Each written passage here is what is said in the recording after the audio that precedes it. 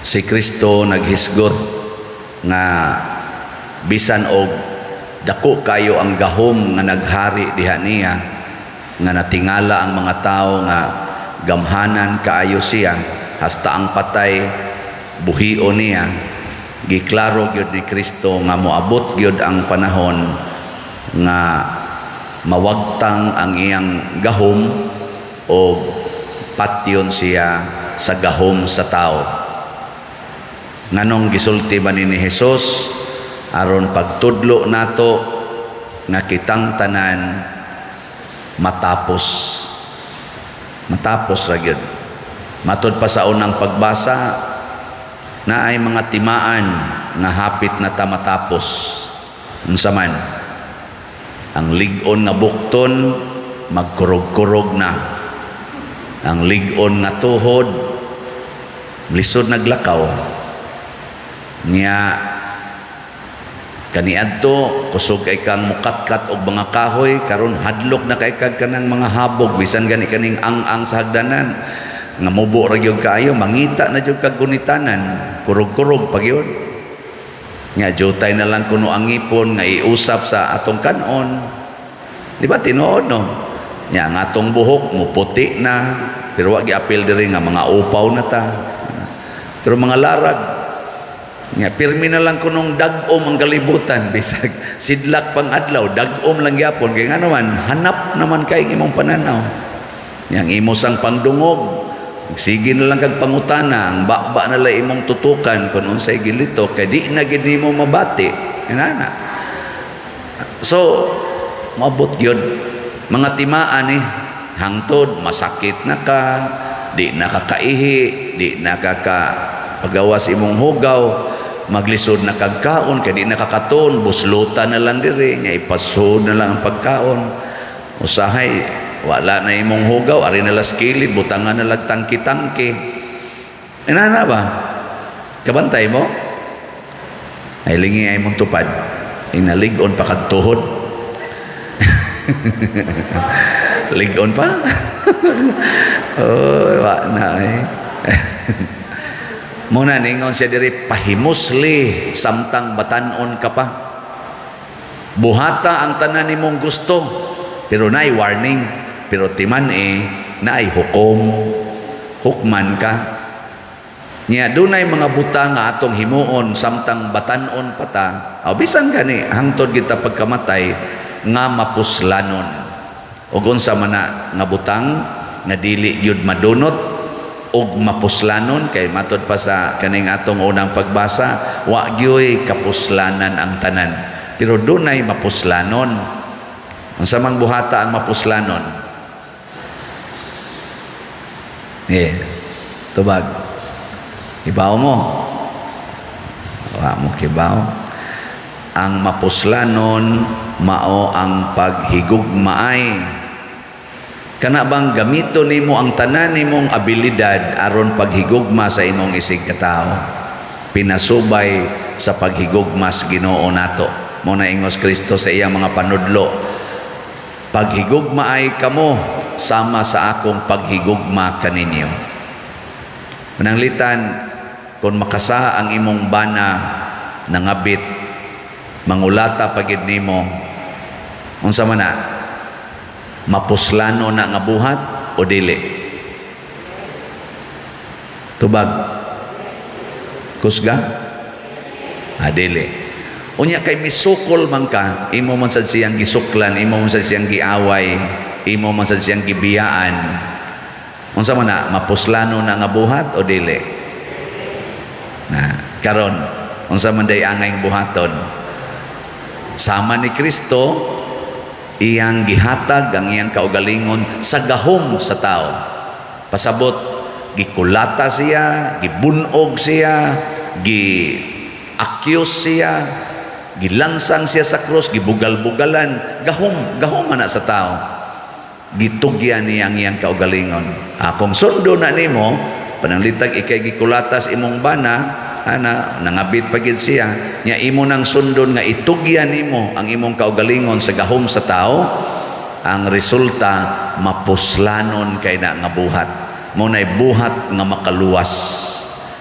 kana bitang magpa-counseling nako nya magsigig ingon pader wa nagi rason nga ako pay unungan paninako ang akong bana o ang akong asawa na masaroy duha ka buok bana nga nagsigig patambag nako pader ang akong bana ang akong asawa nagbudhi nako naa siya'y laki gasalig lang gyud pader nga laygitid na siya nya di na biya mi batan-on pader gulang-gulang nami nga mo ganing anak naminyo na ug na nami apo nya karon mao ni ang iyang gibuhat nako nya ningon dayon ang bana hangtod kanus ako siyang dawaton bana ha ingon dayon ko ayaw na lang pagsigi diha og pangutanag kanus ani mo dawaton kay mga tiwasono naman san mong edad padayuna na lang ang pagdawat niya hangtod mo matapos kay ingon ako kay wa man ka mga bit sa ato pa maayo ang imong pagpuyo sa imong kinabuhi nya kay ang imong asawa nangabit man ang hukom ana niya padong sa impyerno apil anang iyang kabit ikaw nga nahibaos iyang pagpanglimbong ayaw kasuko dawata siya kaloy siya imutan na din siya nako og mao na pader magsigi na lang gyud ko sana duda sa kong asawa kada niya lakaw din alang gyud ko mosalig nako ayaw sad salig yun nga dili siya kasaligan dili sa na ingong salig ayaw laom salig na day salig di mo laom musalig ka nga di siya kasaligan nya adto ka mulaom sa Ginoo nga maoray mo bantay niya nya muhatag gitag indefinite nga paglaom nga mabag-o ra gid ni siya nganong mang mabag-o man tungod kay naay Ginoo nya unsa man pagbag-o sa tawo nga gasubay na padong sa impyerno unsaon man ha di mo kibaw imo ng kuyugan ba ikaw nga nagdag Ginoo nagda sa kahayag sa Ginoo kanang tawo nga naglakaw sa kangit-ngit padong sa impyerno tungod sa iyang sala kuyugi pasabot istoryahe higugmaa alagari paduli kay sama sa tao nga kanang galakaw ngit-ngit nya ikaw gadakag flashlight siya nagkatumba-tumba na nagkadagma-dagma na ug muduol kaniya nya imong tamuagan iyang daan unsa man mutarong naglakaw kay hayag naman ika may nagdas kahayag pero masuko kaniya mupalayo ka musamot gyud tog kadagma musamot gyud tog ka anang lamyon na gyud tos kangit-ngit ug mao ni kasagaran natong failure gyud ta aning paghatag og kahayag sa atong isig katawo muna ang Ginoo mao may kahayag dito sa langit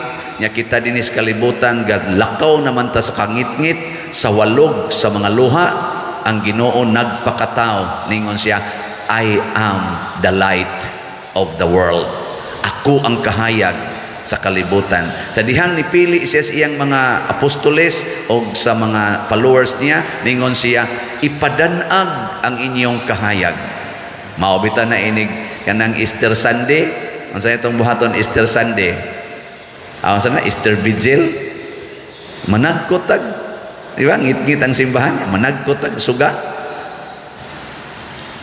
mansan mo kuanay mo ra mamugdili excited nga ako man lang gisubay kana sang inig bunyag tagaan sa nagkandila butangan para bagyog tuo-tuoan ang uban ingon din siya nga kana bang kandila ba inig human nagdagkot pag nga na yung kandila dili huypon kumuton dili ba na ba dili anaon ilang kumuton kay huypon kuno dali ra kuno mamatay ang bata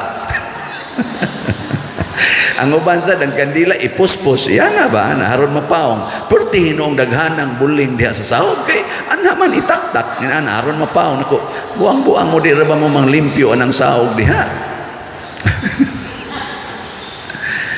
Huy pa oy, pag nga wa na nakinahanglana, pero ang simbol ana, ang pasabot ana, mahimo kining bataa nga kahayag niya ang mga ginikanan nga nagdahas kandila, moingon sad kami ang magdanag sa kalibutan ani or daan aning bataa pinaagis among pagsunod ni Kristo kinsa mao ang kahayag.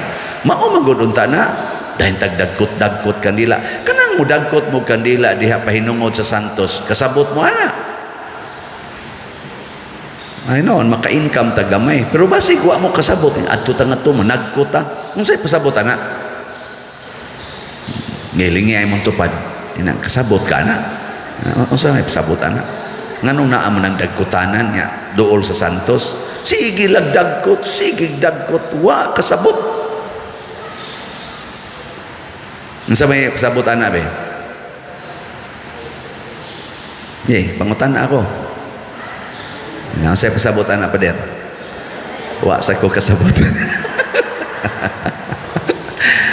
Ang pasabot ana nga nidagkot ka dito dool sa Santos, patakdi ko sa imong siga sa kandila, sa imong pagtuo. Sawa mapawong nimong pagtuo hangtod ka namatay, hangtod ni balik ka sa kahayag diha sa langit. Patakdi ko. Mao na ang simbol nangandoy ko nga mahimo kong kahayag ngadtos uban. Oy, mudagkot aron makapasar sa exam, aron makauyab, muna doon na kolor-kolor ang kandila, aron maayo sa sakit. Kutob radyo ka diha, matod pas unang pagbasa, wa nay kapuslanan. Magunsa magmupasar kas exam pero yawanon kay kastanan. Maunsa man og maayo kas imong sakit, sige na nung kag pangabit, sige na nung kang sugal, sige na nung kag inom, sige na nung kag panglibak og pangaway anang imong silingan. Nya ini kasakit sa di mo magpangayo-pangayo di kag pasaylo, ini kaayo pangaway na sad, yaw-yaw na sad, may pagmamatay ka.